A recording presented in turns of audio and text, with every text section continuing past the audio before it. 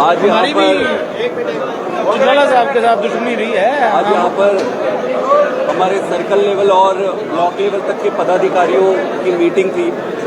इस मीटिंग में मुख्य रूप से जो पदाधिकारी है उन्हें बुलाया गया था और इस मीटिंग का एजेंडा संगठन का रिव्यू ही करना था और रिव्यू करके आगे की जो हमारी प्लानिंग है उसके बारे में डिस्कस करना था।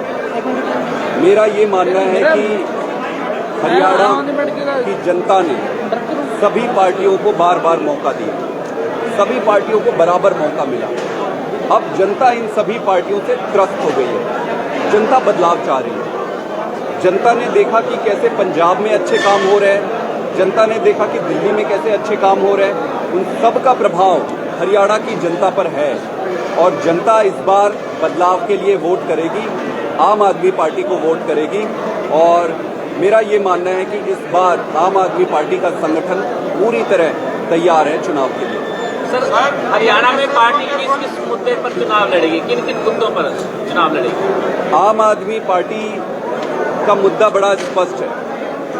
किसान का मुद्दा है, बेरोजगारी का मुद्दा है, शिक्षा का मुद्दा है, स्वास्थ्य का मुद्दा है, भ्रष्टाचार का मुद्दा है, महिला सम्मान का मुद्दा है, बिजली का मुद्दा है। आप देखो, किसानों की फसल की अगर मैं बात करूं तो ना तो यहाँ पर सारी खरीदी कर पा रही है सरकार, ना एमएसपी पूरा दे पा रही है, और जो खरीदी हो गई धान फसल उसको उठा तक नहीं पा रही है। आप देखोगे 2 दिन बारिश हुई, आधे से ज्यादा फसल सड़ रहे हैं वहाँ पर। किसानों की हालत इन्होंने खराब कर रखी है। बेरोजगारी में आप उठाकर देखोगे तो पूरे देश में नंबर 1 हो रहा है हरियाणा। ऐसे तो नहीं था पहले, बेरोजगारी में नंबर 1 बना दिया इन्होंने। हमारी महिलाओं, हमारी बहनों के साथ भारतीय जनता पार्टी जिस तरीके से बदतमीजी और अभद्र व्यवहार कर रहा है, ये कैसे बर्दाश्त किया जा सकता है? और यहाँ की सरकार समर्थन कर रही है। तो ये सारे मुद्दे, हम मुद्दों के आधार पर ही राजनीति करते हैं। यही हमारे मुद्दे हैं जो जनता का मुद्दा है। एसवाईएल का मुद्दा बार बार आता है जब भी हरियाणा में आपका प्रचार आता है, चाहे भाजपा हो या कांग्रेस, एसवाईएल के मुद्दे। आप सही कह रहे हो, एसवाईएल का मुद्दा बार बार तभी आता है जब चुनाव होता है। ये पार्टी इस मुद्दे को सिर्फ चुनाव के लिए लेकर आती है। इन पार्टियों को इस मुद्दे से कोई लेना देना नहीं है। इन पार्टियों को इस मुद्दे से कोई लेना देना नहीं है। इनको सिर्फ इस पर राजनीति करनी है। वैसे तो मैटर सब जुडिस है कि कोर्ट में मैटर चल रहा है, इसमें ज्यादा मैं कुछ नहीं कह सकता हूँ। आपके माध्यम से मैं कांग्रेस से पूछना चाहता हूँ कि कांग्रेस का क्या स्टैंड है इस पर। पंजाब में दूसरी बात करते हैं, यहाँ दूसरी बात करते हैं। आप भाजपा से पूछो उनका क्या स्टैंड है, आपके माध्यम से मैं पूछना चाहता हूँ। उनका कोई स्टैंड नहीं है। आपका क्या हरियाणा में भाजपा की भी सरकार रही, कांग्रेस की सरकार रही, पंजाब में भी अकाली भाजपा की सरकार रही, कांग्रेस की सरकार रही, केंद्र में भी इनके सरकार रहे बार बार। इतने सालों तक अगर इनको कुछ हल निकालना होता तो निकाल दिया होता। मुद्दा मैं बताता हूँ हमारा क्या स्टैंड है। हमारा स्टैंड बड़ा क्लियर है। पंजाब को भी पानी चाहिए, हरियाणा को भी पानी चाहिए। 2 राज्यों का मुद्दा है। पानी देने की जिम्मेदारी किसकी है? पानी देने की जिम्मेदारी केंद्र सरकार की है। केंद्र सरकार कर क्या रही है? केंद्र सरकार को सिर्फ लड़ाना है, केंद्र सरकार को सिर्फ राजनीति करनी है, उनको मुद्दे से कोई मतलब नहीं है। तो मेरा ये मानना है कि हम मुद्दे की राजनीति, असली मुद्दे की राजनीति करते हैं और मैटर सब जुडिस है। इसमें ज्यादा बात करना मेरे लिए भी और आपके लिए भी ज्यादा ठीक है। इस मुद्दे को लेकर हरियाणा के मुख्यमंत्री ने पंजाब के मुख्यमंत्री मिल बैठ के बात करते हैं। हरियाणा के मुख्यमंत्री जी से मैं कहूंगा कि आपकी सरकार केंद्र में भी थी और पहले यहाँ पर भी थी और पहले पंजाब में भी थी। इससे पहले तक आप सो रहे थे क्या? चुनाव आते ही आपके पास, इनके पास कोई विजन नहीं है। इनके पास अपने किए कर्म, इनके काम क्या है आप पूछो इनसे। भाई इतने साल से आपकी सरकार है, आप बताओ क्या काम किए? इनके पास 9.5 साल से एक ऐसा काम नहीं है बताने को कि भाई क्या काम किया है। फिर अब करें क्या? अब करे कोई मुद्दा लेके आओ, कोई मुद्दा लेके आओ। राजनीति करनी है, गंदगी मत करो।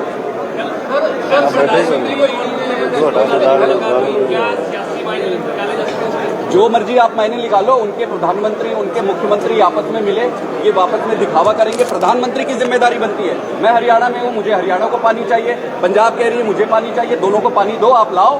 प्रधानमंत्री की जिम्मेदारी है। जब भी चुनाव होता है आ जाते ही है। इनको राजनीति करनी है। हम सब की जिम्मेदारी है कि राजनीतिक मुद्दे को सही मुद्दे पर लाकर चुनाव पे लड़े। राजस्थान में आपकी पार्टी क्या कर रही है? कोई सरकार बीजेपी आप देखिए, कांग्रेस पार्टी के प्रति किसी के प्रति नफरत नहीं है, लेकिन अगर कोई व्यक्ति ड्रग्स में बहुत ज़्यादा फंसा हुआ है, ड्रग्स का मुद्दा बहुत खतरनाक मुद्दा है, ये कोई छोटा मोटा मुद्दा नहीं है, तो हम जो जुडिशियल प्रोसेस है, कोर्ट में ऑलरेडी वो उनको लिखा हुआ है सारा, हम इंटरफेयर नहीं कर रहे हैं। इसी बात का प्रमाण है कि हम राजनीतिक मुद्दा बनाना ही नहीं चाहते। हमारे लिए राजनीतिक मुद्दा नहीं है। रहा सवाल जो भाजपा कर रही है आम आदमी पार्टी के साथ, वो आप देखो, आपको तय करना है। एक एक करके लीडर को अंदर करते जा रहे हैं। सुप्रीम कोर्ट में जो कार्रवाई चल रही है, आप सबके पास लिंक आता होगा, आप उस पर सुनो। सुप्रीम कोर्ट के जज बार बार इनसे पूछ रहे हैं, भाई इनके अपराध तो बताओ, इनके अपराध तो बताओ। अपराध बताने को इनके पास एक ढेले का कुछ नहीं है, जैसे तैसे करके अंदर रखने का है। बट कोई बात नहीं, केजरीवाल एक आइडिया है, आइडिया, उसको कोई रोक नहीं सकता है, उसका समय आ गया।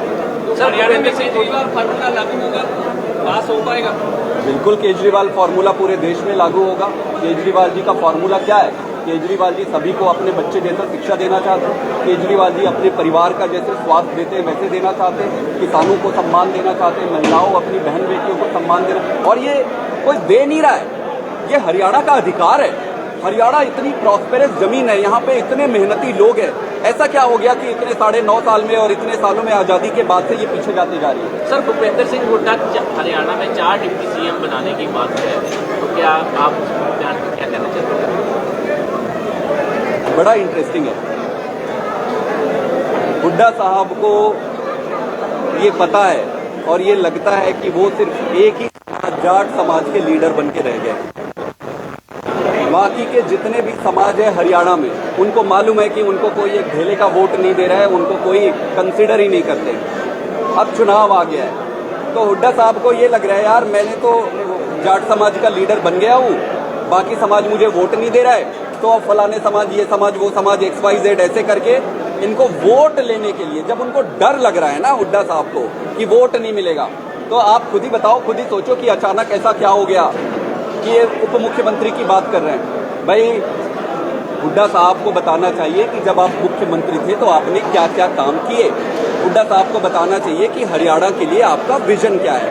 आपके पुराने काम और आपके विजन ये देखकर जनता तय करेगी। लेकिन ये कर क्या रहे हैं कि भाई मैं सीएम बन जाऊंगा, इस समाज को डिप्टी सीएम बना दूंगा, इस समाज को, हरियाणा में 30-35 समाज, कितने बनाओगे 30-35 समाज को उप मुख्यमंत्री? तो ये सारा राजनीतिक ढकोसला है। जनता समझदार है, इस बार फंसेगी नहीं। जातीय जनगणना पे क्या कहना है? चेहरा समय आने पर पार्टी तय करेगी। जातीय जनगणना पे क्या कहना है? आज संगठन बनाने का समय, संगठन बना रहे। इतना विशाल जो संगठन बनेगा, इसी में से कोई एक लीडर निकलेगा। 10 लोकसभा सीटें हैं हरियाणा की। जातीय जनगणना पे, जातीय जनगणना पे क्या कहना आपका? नहीं दे लगातार आम आदमी पार्टी की गिनती गिर रही है। पहले सतेंद्र गए, हरियाणा में आप अरविंद केजरीवाल का चेहरे चुनाव लड़ने की सोच रहे हैं। केजरीवाल का सोच बीजेपी की नजर। अब ये तो आप बीजेपी से पूछो, फ्रॉड तरीके से वो उठा रहे हैं, वो किनको उठाना चाहते हैं, क्या करना चाहते हैं, इसका तो वही बता सकते हैं।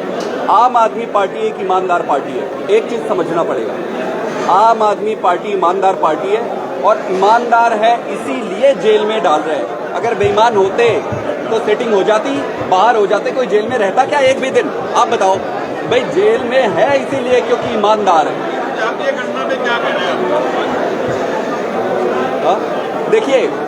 देखिए, ये एक मुद्दा है जो 1-2 स्टेट्स पे आया है। इस पे आपको बैठकर समझना पड़ेगा कि क्या करना है, इसके फायदे क्या है, इसके नुकसान क्या है। कोई भी ऐसा मुद्दा समाज को बांटने के हिसाब से या राजनीति करने के लिए जब सामने लाया जाएगा, तो मेरा मकसद है कि इसको राजनीति से अलग करके, ये बहुत बड़ा मुद्दा है, ऐसे मुद्दे को देश के विकास को सामने रखकर ही करनी चाहिए और राजनीति नहीं होनी चाहिए। सर, पिछले 20 साल में 10 साल कांग्रेस राज कर रही है, 10 साल भाजपा कर रही है, तो उन दोनों पार्टियों का मुकाबला आप कैसे करेंगे? क्योंकि उनका संगठन ऑलरेडी तैयार हुआ पड़ा है उनके पास, तो आप मुकाबला कैसे करेंगे? वही संगठन तो दिल्ली में भी थी, वही संगठन गुजरात में थी, वही संगठन पंजाब में थी। इनका कहीं कोई संगठन नहीं है। कैसे चलता है मैं बताता हूँ इनकी राजनीति। हाँ भाई, 4 आदमी तेरे, 5 आदमी मेरे, 6 आदमी उनके, ऐसे इनका संगठन करता है। इनके कर्मठ काम करने वाले कार्यकर्ता नीचे तड़फ रहे हैं, काम करते करते ढह रहे हैं, अंत पंत में वो किसी का रिश्तेदार, किसी का जान पहचान, उसी को टिकट मिलेगी, उसी को आगे करेंगे। इनका कोई संगठन नहीं है। और भाजपा कहती है कि इनके पन्ना प्रधान है, फलाना है, ढिमका। इनके पन्ना प्रधान सिर्फ पन्ना में है, पन्ना में, कहीं और नहीं है। चुनौती देता हूँ, आप सबको भी मैं इनवाइट करता हूँ, आप आओ, आप देखो आम आदमी पार्टी का संगठन हर गांव में किस मेंबरी कमेटी बन चुकी है आम आदमी पार्टी। लास्ट वक्त बताएंगे कि लोकसभा चुनाव भी हरियाणा में होगा, हालांकि पूरे देश भर में होगा। विधानसभा चुनाव भी हरियाणा में है। आप पार्टी क्या रणनीति देगी? अकेले लड़ेगी, गठबंधन में लड़ेगी, कैसे रणनीति देगी? इंडिया के साथ है क्या? बिल्कुल इंडिया के गठबंधन के साथी हैं। राष्ट्रीय चुनाव के लिए, नेशनल लेवल के चुनाव के लिए, लोकसभा के चुनाव के लिए ये गठबंधन हुआ है। इंडिया गठबंधन के साथ है। विधानसभा चुनाव सारी पार्टियां अलग लड़ रही है, अभी भी चुनाव हो रहे हैं। विधानसभा चुनाव अलग लड़ रहे हैं, उसमें स्पष्टता है। जो इंडिया गठबंधन हुआ है वो राष्ट्रीय चुनाव लोकसभा के लिए ही हुआ है। उसमें जो भी डिसाइड होगा, आपस में मिल बैठकर जो डिसाइड होगा वो करेंगे। हरियाणा में भी कोऑर्डिनेशन कमेटी है इंडिया गठबंधन की, वो बैठेगी और वो बैठकर डिसाइड करेगी कि किसको कैसे क्या लड़ना है। राजस्थान में क्या कर रहे हैं?